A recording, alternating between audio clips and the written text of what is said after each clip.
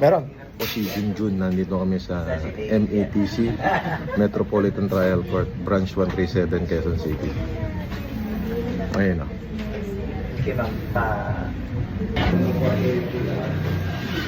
Dito kami sa RTC, Caloocan RTC. Oh, kukunin ko na yung bail ko, di ba? Kinasuhan mo ako.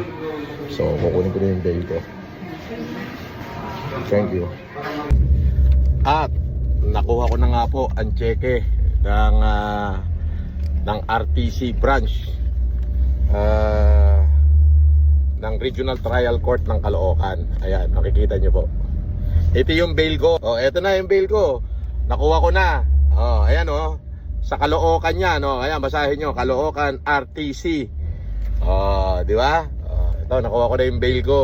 Oh, nakakuha na namin yung mga bail sa Pasay. Yan yung ano, estapa daw. O tapos, ano yun acquitted. Tapos sa Caloocan, alam mo nyo na kung sino nagkaso sa Caloocan. Tapos sa ano pa ba? Sa Manila. At saka sa ano pa ba? Eto, sa Quezon City. Makikita nyo, dito ako sa Quezon City. Nakuha ko na yung bail ko. O doon naman sa kinaso sa akin na ano, anti-passport law o illegal use of passport daw o basta ganun, kaya peke daw yung passport ko, acquitted. Di ibig sabihin tunay yung passport ko, di ba? Ayun, ipopost ko lahat dyan. Anyway, thank you, see you later, alligator. Kung makikita nyo po rito, pakita ko sa inyo.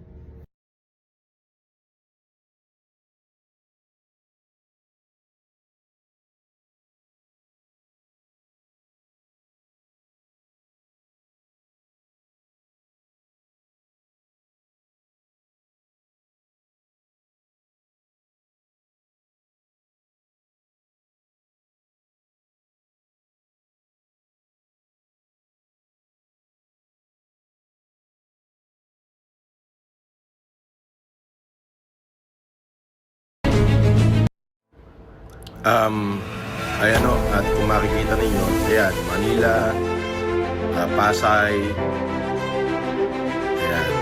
ayan, Quezon City, puro acquitted po yan. Ayan, nakikita nyo. Ayan, yan o yung lahat ng mga decision, kung makikita ninyo.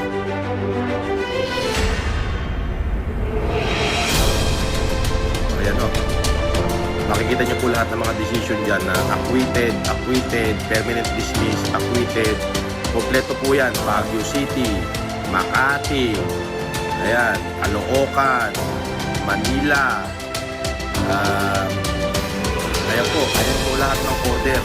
Buti po, nakita mo po lahat. Quezon City, Manila, Caloocan, Makati, Pasay, Baguio. Lahat po na sinasabi nila na ako ay may kaso. Ayan o, tignan nyo na lang ho. At saka kayo nakuha ang